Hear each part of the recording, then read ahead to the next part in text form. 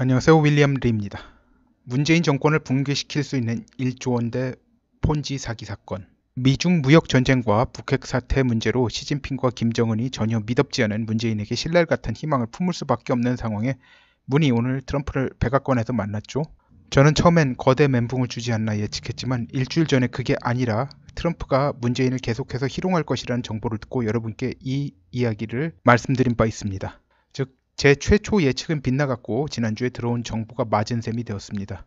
희망을 한껏 안겨주지만 원하는 걸 하나도 주지 않는 트럼프의 수법이 언제까지 지속될지 지켜봐야겠습니다. 오늘의 이야기를 하겠습니다.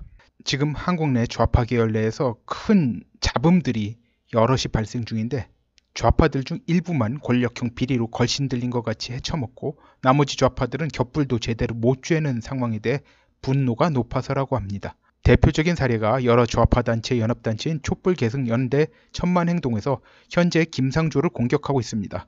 공정거래위원장 직에서 사임하게 만들겠다는 목표로 임하고 있다고 합니다.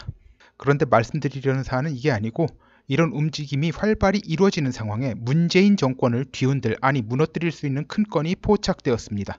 한국판 메이도프 사건이라고 할 수 있는 폰지 사기 사건입니다.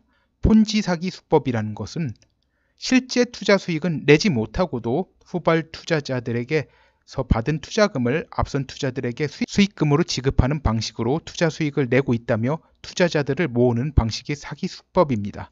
이러면서 투자금의 일부들을 갖다 계속 빼돌리면서 돈을 착복하는 수법이죠. 폰지 사기가 뭔지 자세한 내용은 인터넷 등을 검색해 찾아보시기 바랍니다.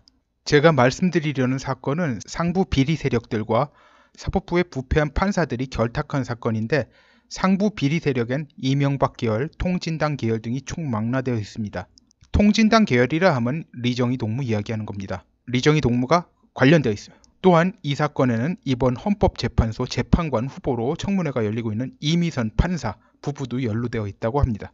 이게 다 터지면 문재인 정권이 견뎌낼 수 있을지 의문이라 할 정도의 초거대 규모의 권력형 비리 사건입니다.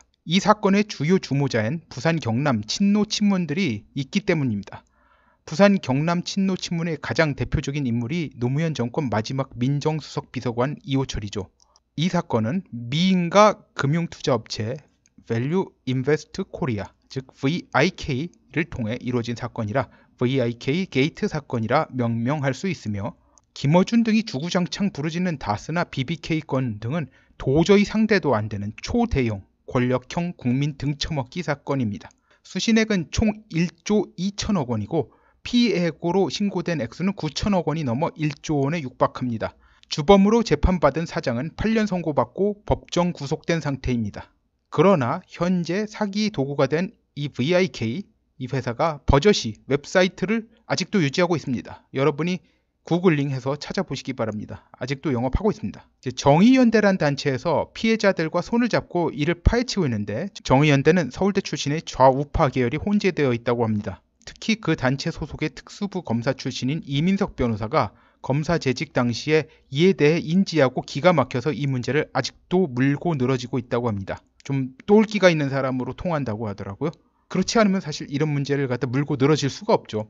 정의연대는 통일전선 전술을 연상하게 하는 단체이고 사무총장은 분명 반미 좌파인데 그렇다고 이 단체의 주장을 그냥 무시하는 건 현명치 않다고 봅니다. 그 이유는 좀 더 들어보시면 압니다. 일단 이 단체에 속하는 반미 좌파들은 문재인 정권에서 떨어지는 떡고물들과 거리가 있는 사람들입니다. 이 정의연대에 속한 반미 좌파족 사람들도 이러한 까닭에 친문, 친노 계열의 권력형 비리 축제에 분노하고 있습니다.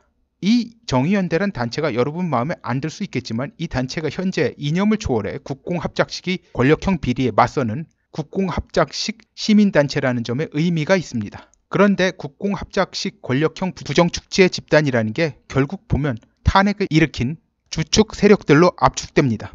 그리고 국공합작식 권력형 부정축제의 최종 보스가 좌파 쪽에선 친노, 친문 핵심 세력들이므로 이는 문재인 정권이 존망과도 맥이 닿아 있다고 하겠습니다.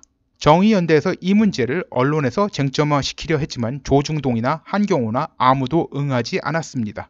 그래서 일단 단체를 띄워야 하겠다고 이메리 사건을 터뜨리려고 했는데 마지막 순간에 이메리가 인터뷰장에 나타나지 않아서 무산되었다고 합니다.